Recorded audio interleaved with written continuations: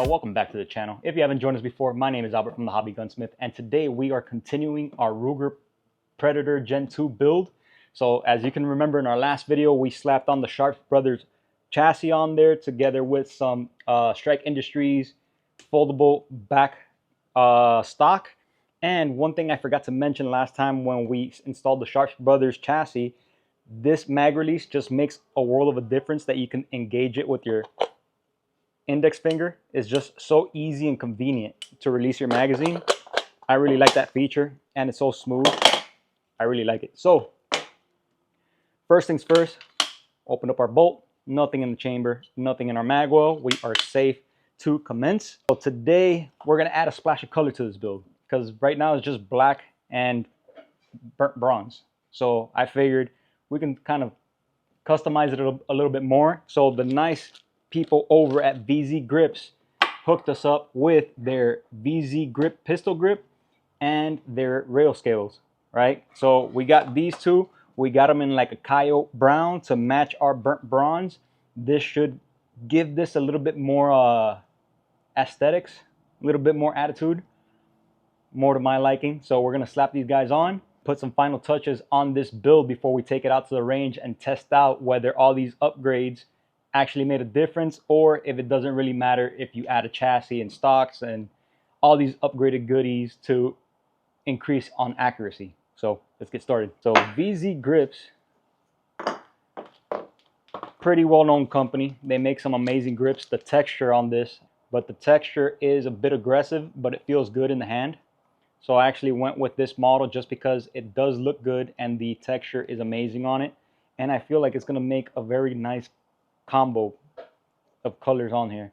I also like that it's a little bit more of a straight grip. It's more of a 90-degree grip in comparison to what we have on here now, which you can tell kind of sticks out towards the back. So I'm excited to put this stuff on. So they're actually nice enough to include our washer, lock washer, and screw, stainless.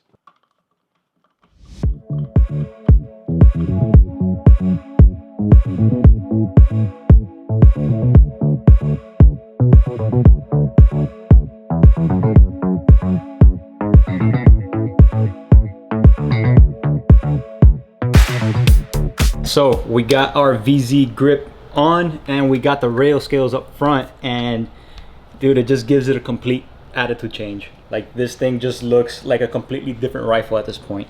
I really like the color combo. It matches up pretty freaking nice with the factory color on the Ruger. I mean, dude, I'm excited about this thing. I'm excited to take it out and try and see if accuracy has gotten any better on this. But overall, guys, let me know down below what you think on this build so far. If you got any suggestions, things that we should add to this, or things you think that we should try out on this build to get more accuracy out of it, or just to make it look better, let us know down in the comments. I mean, I just got a couple little things I'm gonna throw on there, but then we should be good to go out to the range, try it out, and see how it performs.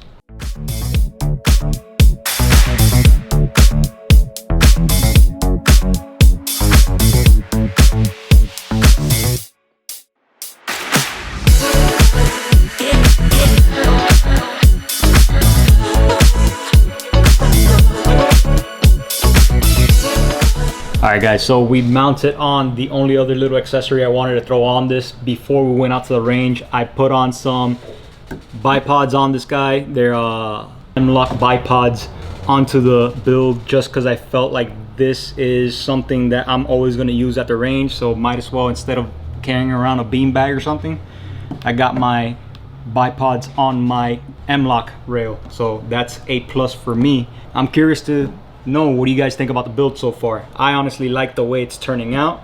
I'm excited to take it out to the range and get some follow-up shots and see if the chassis and trigger and some of these upgrades actually made a difference, or if it just didn't make a difference at all. But we will find out. So next video, we will be out at the range. We're gonna get some follow-up shots. Remember, we're using the same rounds that we used on our first video for the build to compare it if the accuracy got any better or if it just didn't make a difference. So that way you know if it's worth getting chassis and doing all these upgrades to your build, or if you're better off just leaving as is. All right, so guys, if you like this video, hit the thumbs up. If you haven't done so already, hit the subscribe button, hit the little bell notification so YouTube lets you know when we release new content on our channel.